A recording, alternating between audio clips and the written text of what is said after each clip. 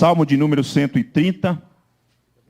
Nós chegamos aí ao 11º Salmo de romagem, Salmo de ascensão, também conhecido como Salmos dos degraus. Diz assim o texto da palavra de Deus: das profundezas clamo a ti, Senhor.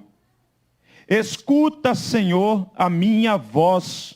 Estejam alerta os teus ouvidos às minhas súplicas. Se observares, Senhor, iniquidades, quem, Senhor, subsistirá? Contigo, porém, está o perdão para que te temam. Aguardo o Senhor, a minha alma o aguarda. Eu espero na sua palavra. A minha alma anseia pelo Senhor, mais do que os guardas pelo romper da manhã. Mais do que os guardas pelo romper da manhã, espera Israel no Senhor, pois no Senhor há misericórdia, nele copiosa redenção. É ele quem redime a Israel de todas as suas iniquidades. Louvado seja o Senhor nosso Deus. A redenção do peregrino. Este salmo, ou estes salmos, do Salmo 120 até o 134, 15 salmos, eles foram selecionados e eles então, depois de serem catalogados, os nossos irmãos, iam para Jerusalém anualmente, pelo menos em 3 ocasiões especiais, para adorar a Deus. Eles levavam os seus sacrifícios, as suas ofertas, e eles aguardavam muito esse momento. Tinha uma expectativa no seio do povo de Deus, para que esse momento, essas ocasiões chegassem e eles pudessem ter esta oportunidade para adorar o Senhor nosso Deus, o Deus da redenção deles e o Deus da nossa redenção.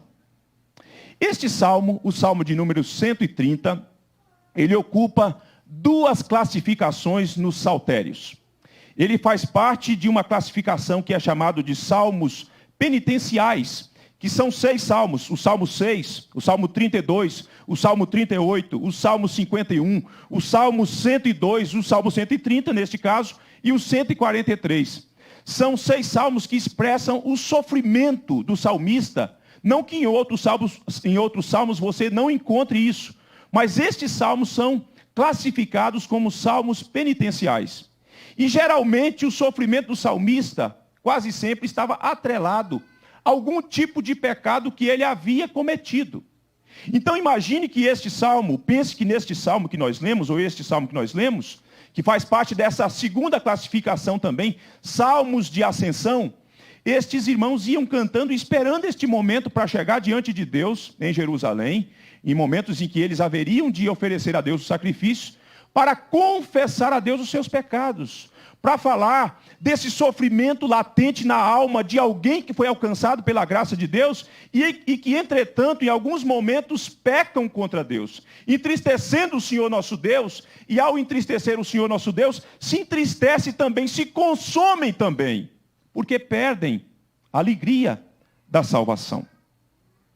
Eu queria aqui destacar 3 lições que aprendemos com os salmos. Eu queria que você prestasse muito atenção nisso, nessas 3 lições, porque isso pode ajudar você muito na sua vida com Deus, na sua vida devocional com Deus, ao ler os salmos. A primeira lição que nós aprendemos com os salmos nos ensinam como falar com Deus e o que falar com Deus.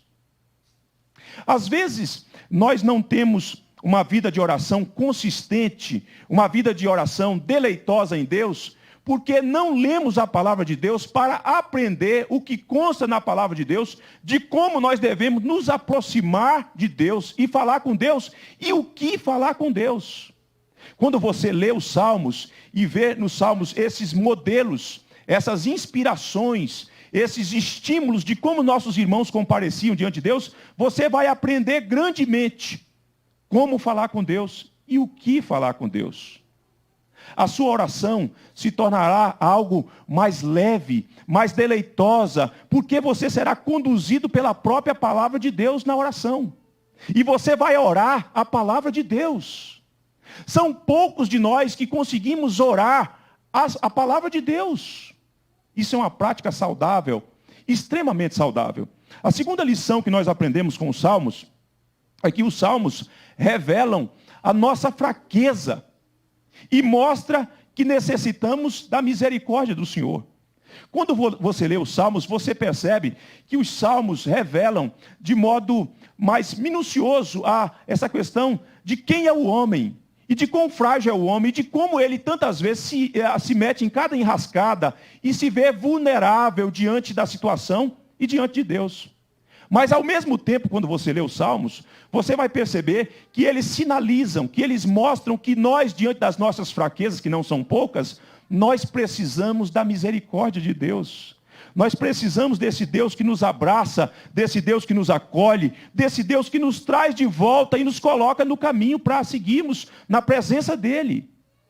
A terceira coisa que nós aprendemos com os Salmos é que os Salmos revelam que Deus escuta a nossa oração e Ele tem aquilo de que tanto necessitamos. Os Salmos mostram isso o tempo todo, irmãos, que esse Deus, conquanto Ele seja grande, grandioso, majestoso, santo, puro de olhos, entretanto, Ele escuta a oração do pecador. Deus, a Bíblia chega a usar uma linguagem para falar desse tema, a Bíblia chega a dizer o seguinte, que Deus se inclina para ouvir a nossa oração. Isso me impressiona muito, irmãos.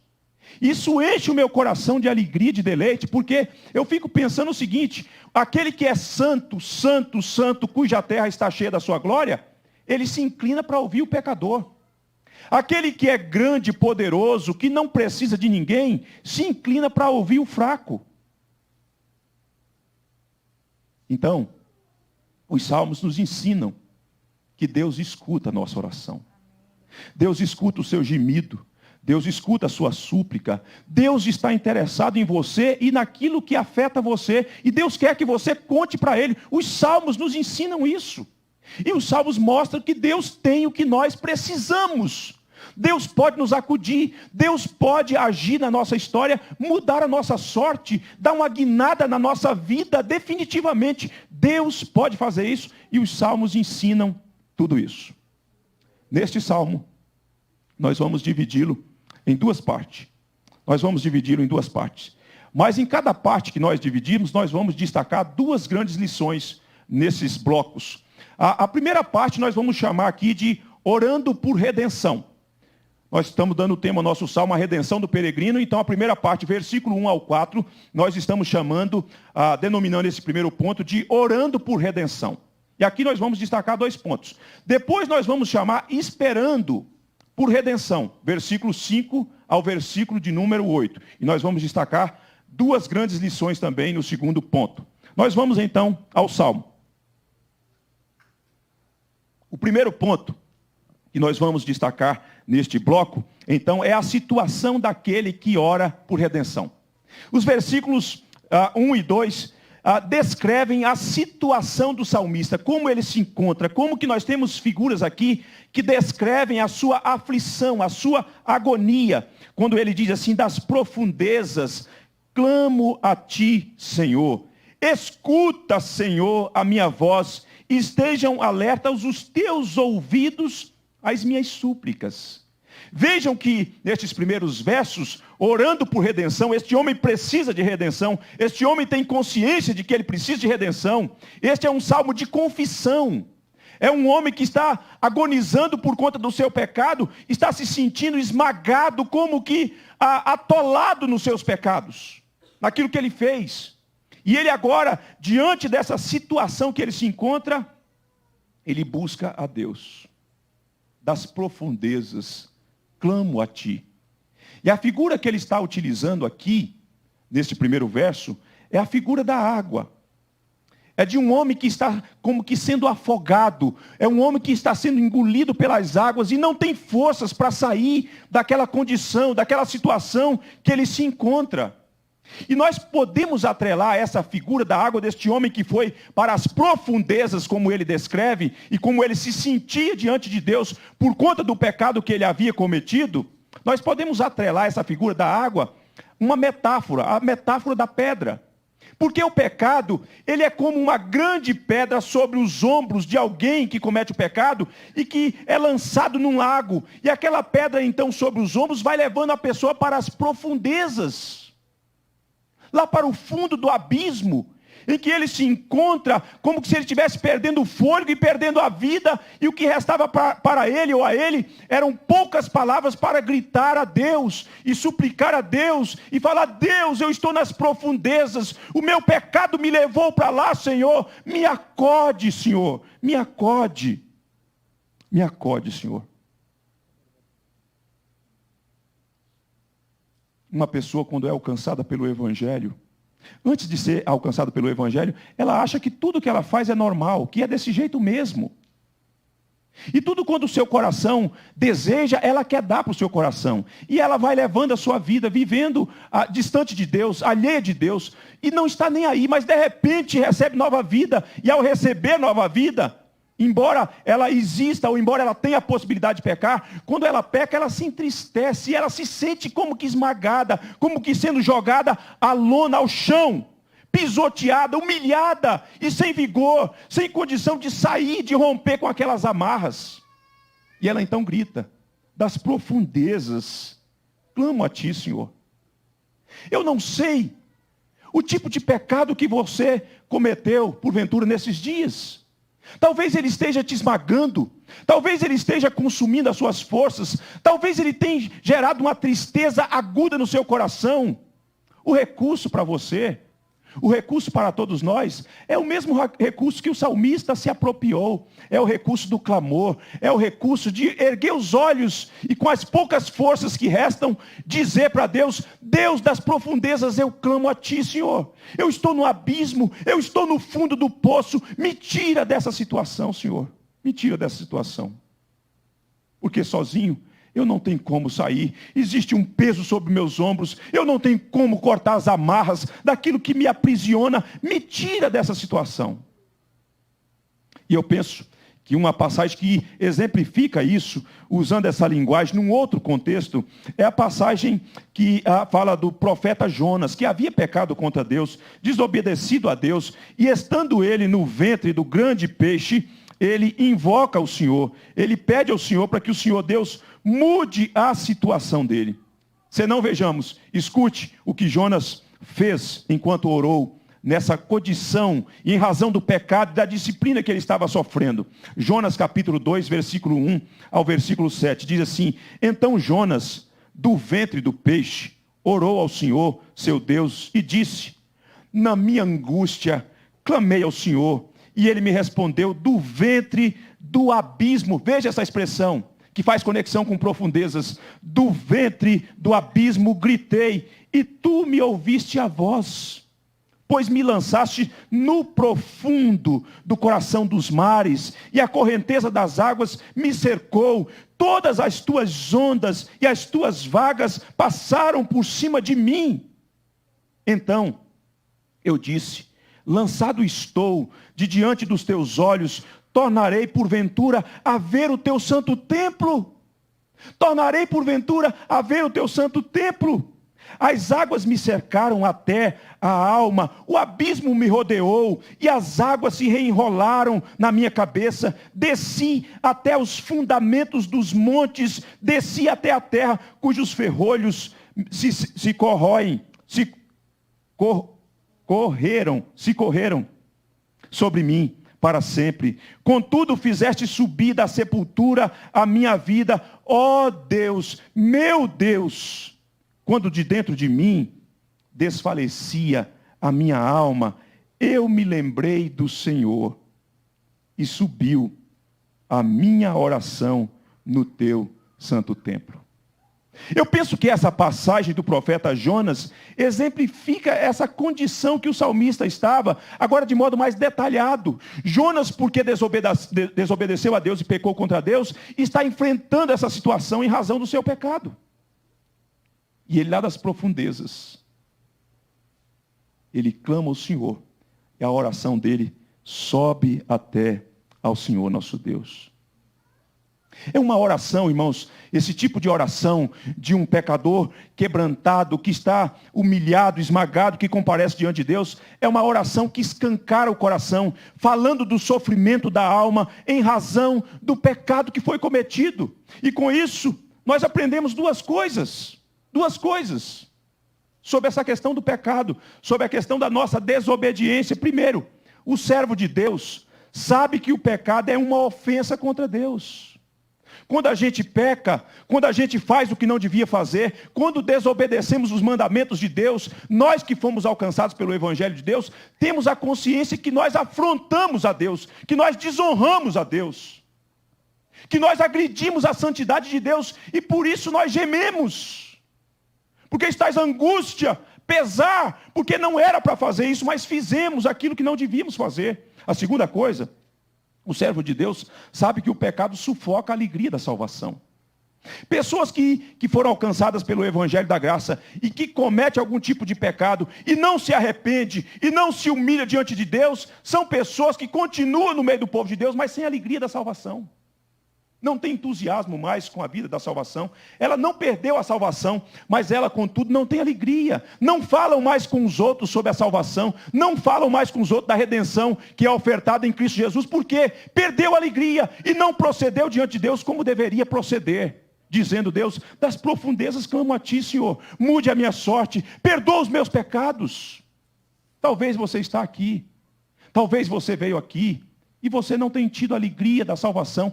Essa é uma noite oportuna para você se voltar para Deus.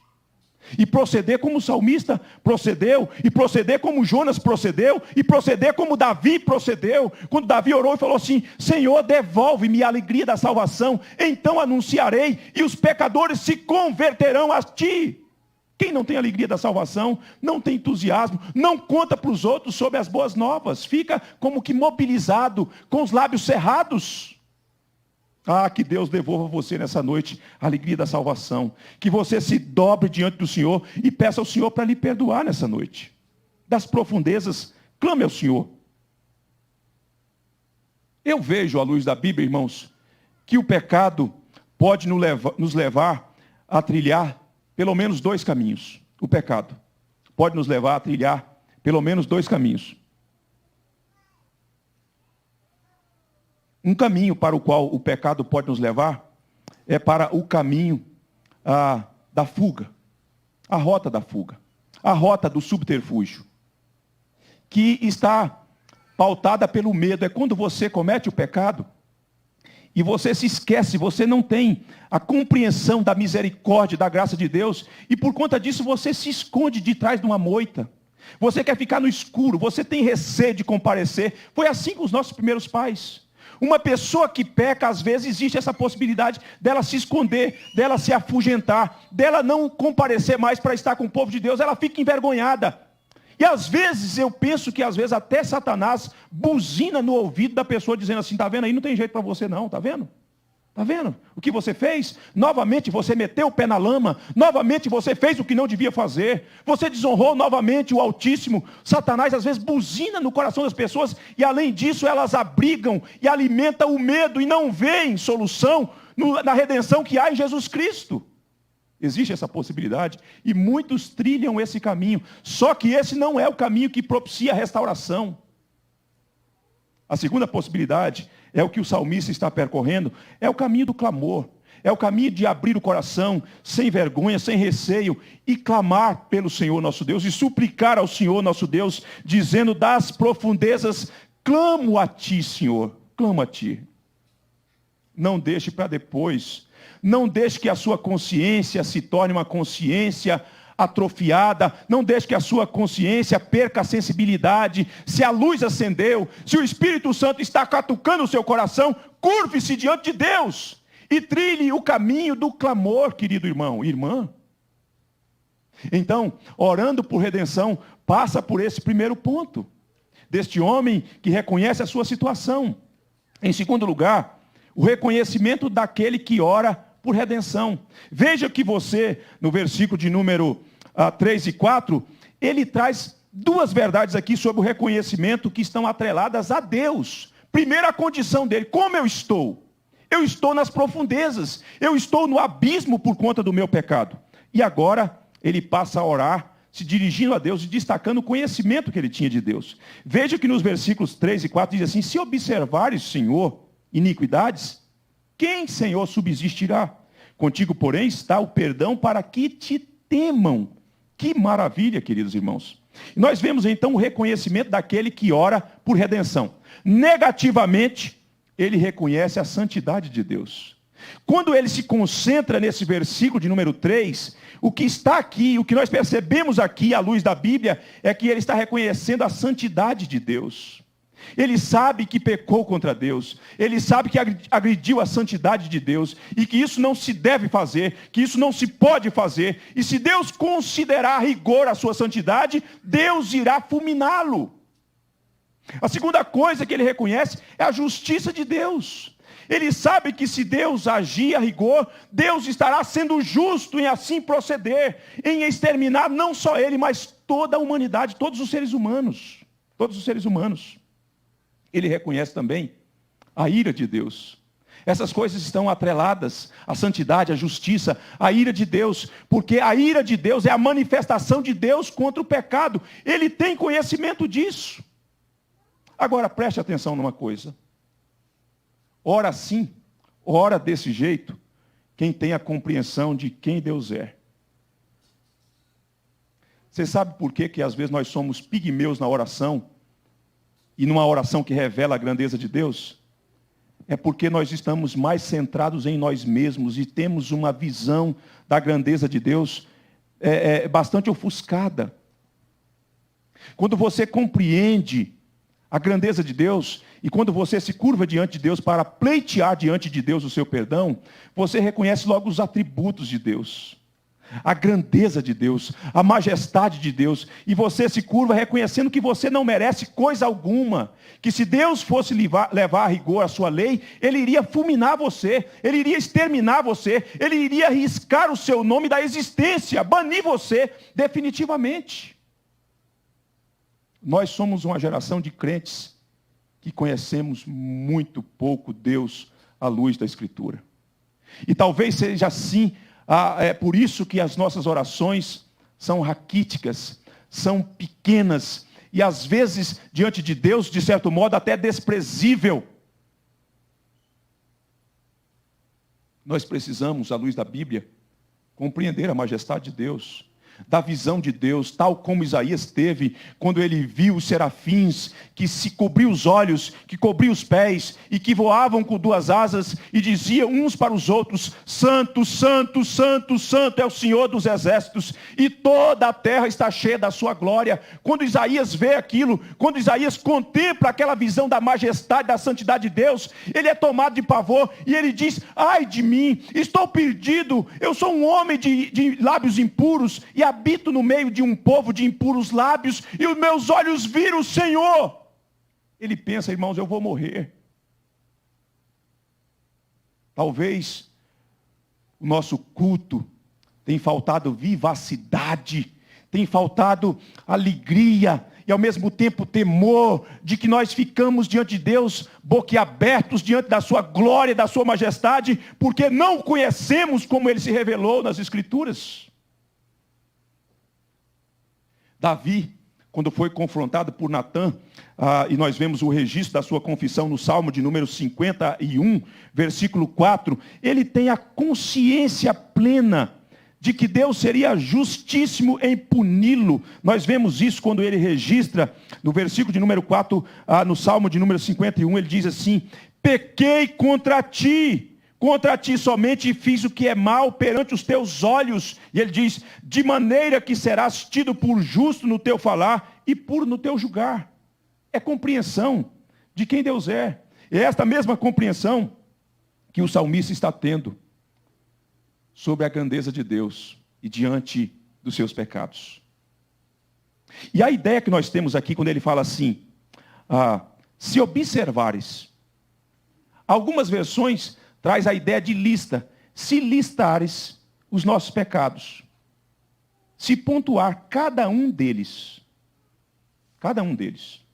pense no que ele está dizendo. Pense na consciência que esse homem tem, no reconhecimento que ele tem de quem é Deus e de quem ele é. Pense que em algum momento eu tome a decisão, ou você, homem, de pegar uma folha em branca, entregar para a Patrícia e falar: Patrícia, eis aqui uma caneta, liste aí os meus pecados. Eu tenho medo, eu não faço isso. E eu recomendo que os homens também não façam isso. Liste aí alguns dos meus pecados. Número 1, número 2, número 3, número 4. Depois ela vira por outro lado da folha. Mas pense também que se ela pedir para eu fazer também, eu vou ter condição de listar alguns. Não vou mencionar aqui, tá, irmã? Ou se nós fizermos com os nossos filhos: meus filhos, vocês notam alguns pecados meus, e os filhos então começam, talvez equivocadamente, mas eles conseguem listar alguns. Ou se nós fizermos assim com os nossos filhos, vão listar alguns, mas listarão alguns mesmo, sabe por quê? Porque aqueles que acontecem aqui dentro, Patrícia não vê. Aqueles que acontecem aqui dentro, os meus filhos não veem. Aqueles que acontecem aí dentro de você, o seu cônjuge não vê, seus filhos não veem, ninguém mais vê, mas Deus vê. É diante desses olhos que prescruta todas as coisas que o salmista está falando: Deus, se listares, se fizeres uma lista dos meus pecados, quem subsistirá, Senhor? Ninguém. A resposta retórica, a resposta é. A pergunta retórica, a resposta é: ninguém. Ninguém.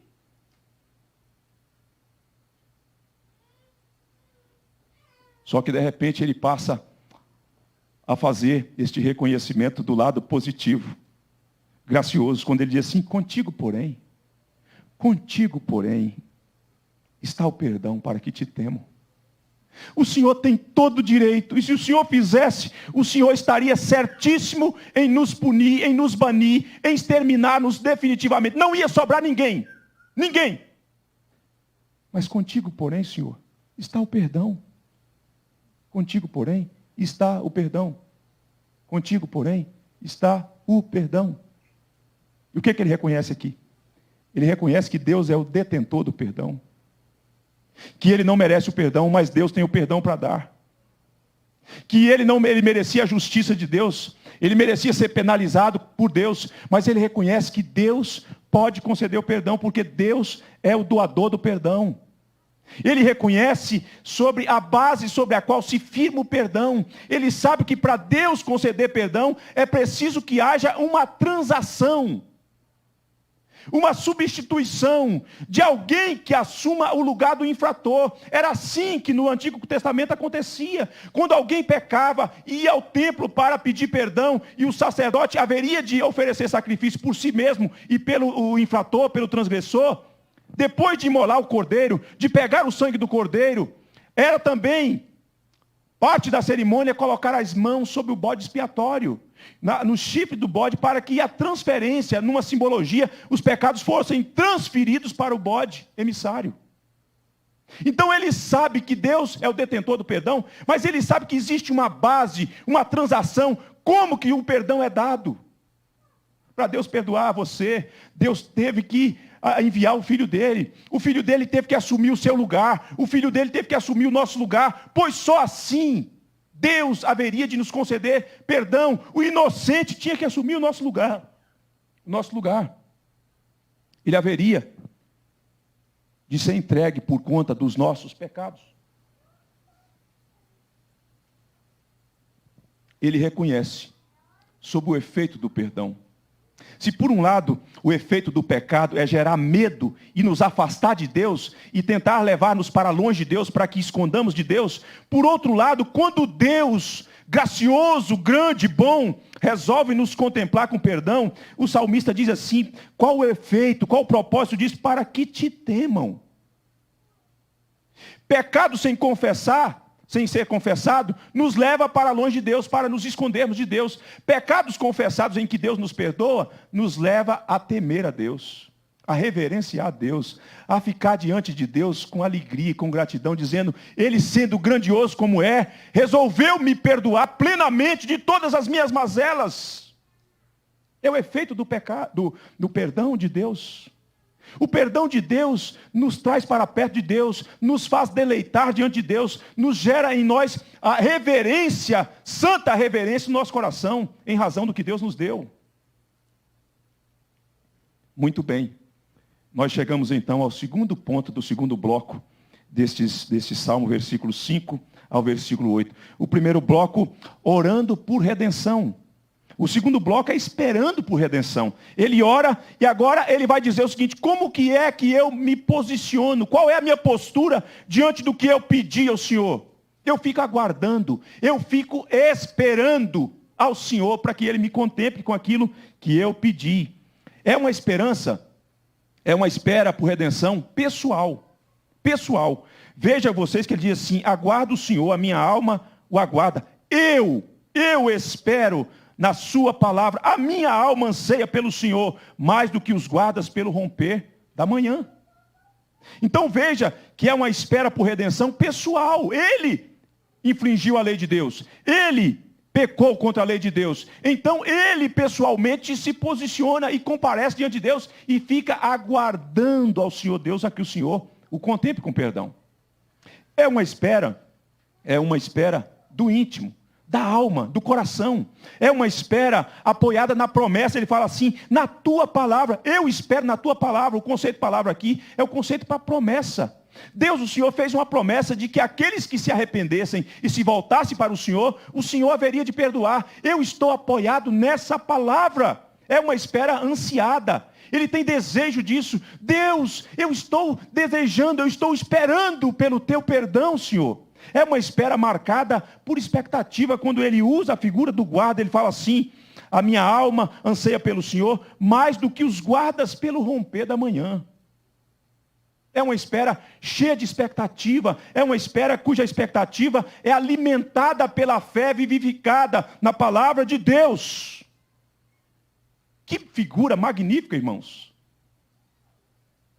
Nós temos aqui os nossos colaboradores que trabalham à noite. Quer saber deles como é que é essa experiência de adentrar à noite para tirar uma escala? E enquanto nós estamos circulando aqui, eles até falam, aí fica de boa, né? A gente está circulando, tem gente movimentando, se tem uma reunião que vai aí até as 23 horas, depois que vai embora, eles dizem que isso aqui fica um silêncio.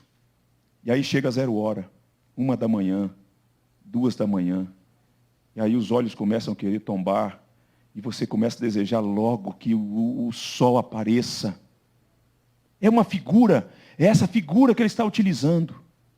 De alguém que está tirando plantão, de alguém que tem uma noite inteira, e esse alguém se porta ali como que nessa expectativa, desejando que o sol apareça.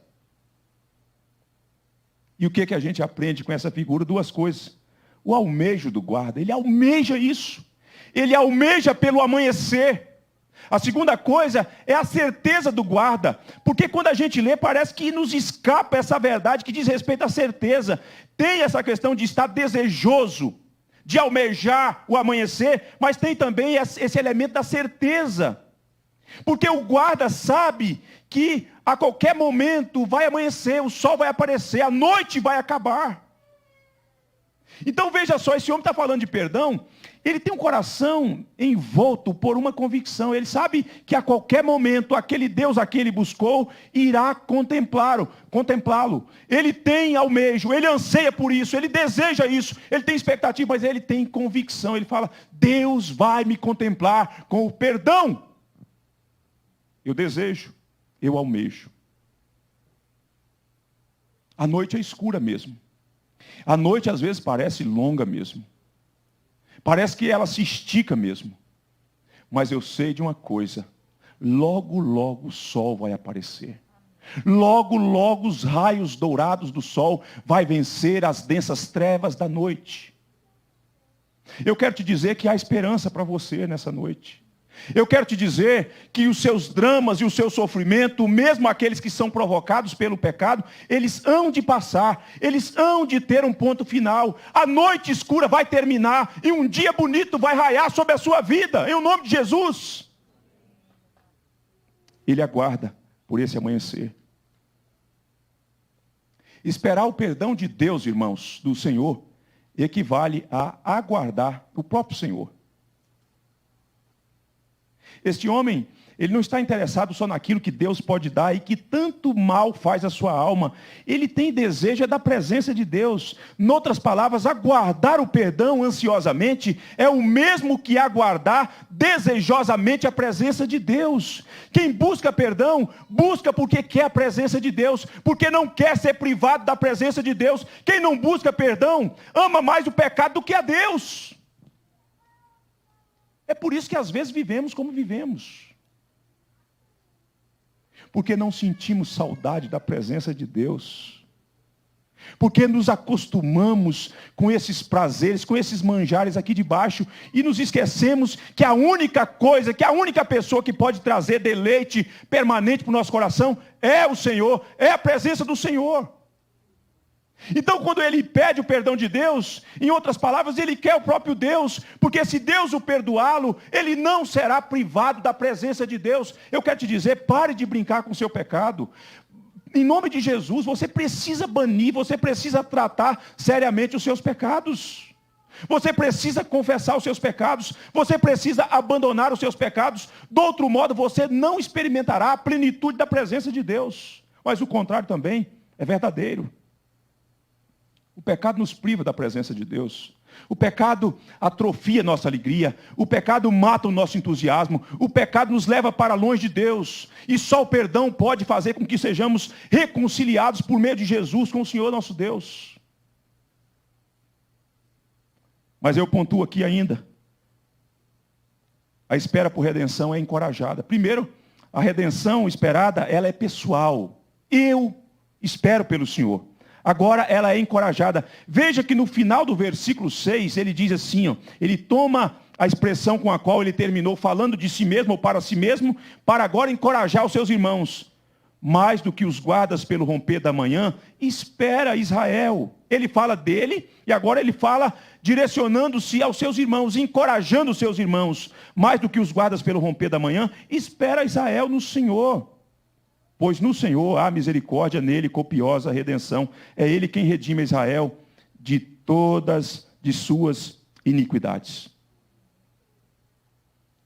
Que postura bonita, irmãos, desse homem, que precisava de perdão, que sabia qual era a fonte que poderia contemplá-lo com perdão, que sabia qual é a pessoa que poderia perdoá-lo plenamente, completamente, e de repente, tendo essa consciência, não é uma coisa que fica só para ele mesmo.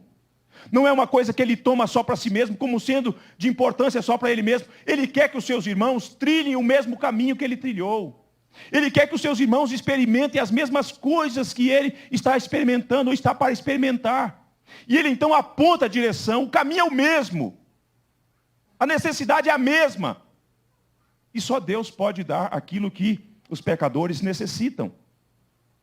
E aqui nós vemos os fundamentos dentro desse encorajamento que ele fornece para os seus irmãos. O encorajamento da aliança, quando ele diz assim, espera Israel no Senhor. A palavra Senhor aqui é a palavra que está atrelada ao pacto que Deus fez com o seu povo. Quando ele diz assim, espera Israel pelo Senhor, ele está dizendo para os seus irmãos, considere a aliança que Deus fez conosco. Porque o perdão do qual vocês necessitam só pode ser recebido dentro desse fundamento sólido, que é a aliança que o Deus imutável fez conosco, que selou com o sangue do seu próprio filho. Este é o primeiro fundamento. O segundo fundamento é a misericórdia. Ele diz assim, pois no Senhor há misericórdia. Aliança e misericórdia. Deus não nos dá o que nós merecemos. Conte com a misericórdia de Deus. E em terceiro lugar, é o fundamento da redenção, o resultado disso, quando ele diz assim, nele copiosa redenção. Redenção plena. Ele vai livrar vocês daquele que está escravizando vocês, neste caso o pecado. Ele vai quebrar as amarras, as correntes daquele que está mantendo vocês como escravo. Ele vai redimir vocês deste mercado de escravo. Ele vai colocar vocês a salvos, livres para servi-lo. Nele há copiosa redenção. E o fundamento da convicção é ele quem redime a Israel de todas as suas iniquidades. Não de algumas, mas de todas, não importa quais foram, quais sejam, de todas elas. Ele redime a Israel. Esse homem, portanto, é um encorajador. Oh, meus irmãos, é lastimável quando nós encontramos irmãos nossos, povo de Deus, pessoas que estão sendo esmagadas pelo pecado, e nós deixamos de apontar o caminho. Existe solução, meu irmão. Existe restauração. Deus promove restauração no coração do pecador que se arrepende. Nós precisamos encorajar aqueles que estão sendo escravizados pelos seus vícios, pelos seus hábitos pecaminosos, e mostrar que em Cristo há liberdade.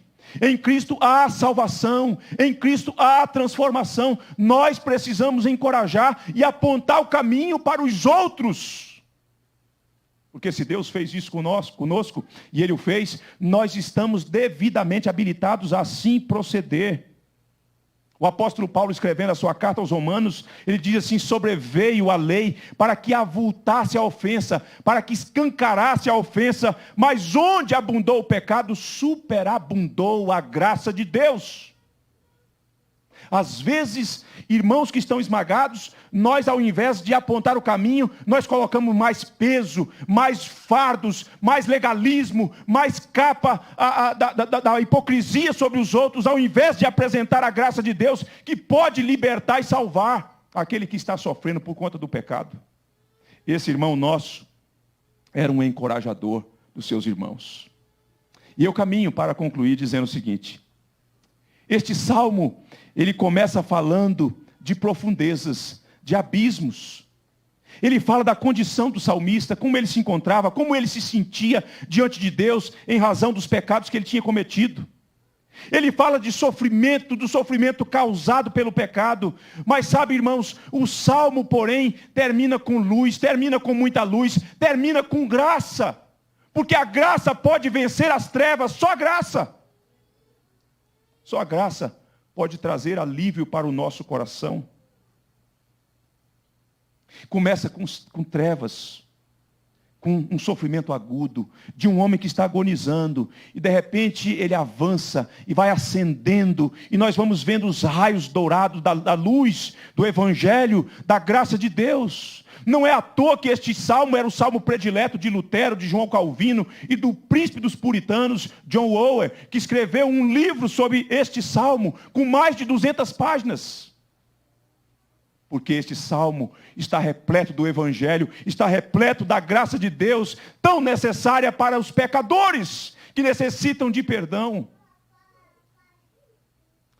Eu penso que vocês, talvez a maioria, se não todos a maioria, já passaram pela seguinte experiência: de estar no aeroporto e tendo embarcado na nave, de repente, aquele dia que forma-se uma tempestade, as nuvens estão carregadas, você percebe relâmpagos, trovões, e mesmo assim a nave é autorizada a sair, e ela sai debaixo dessas trevas, e aquelas nuvens escuras até ela sobe, e você fica um tanto amedrontado, preocupado, será o que vai acontecer? E de repente, lá em cima, depois que a nave vence aquelas nuvens, você vê que o sol lá em cima está intacto, brilhando. Ele está acima das nuvens que causam medo, que causam pavor. E você vê, portanto, a pujança do sol.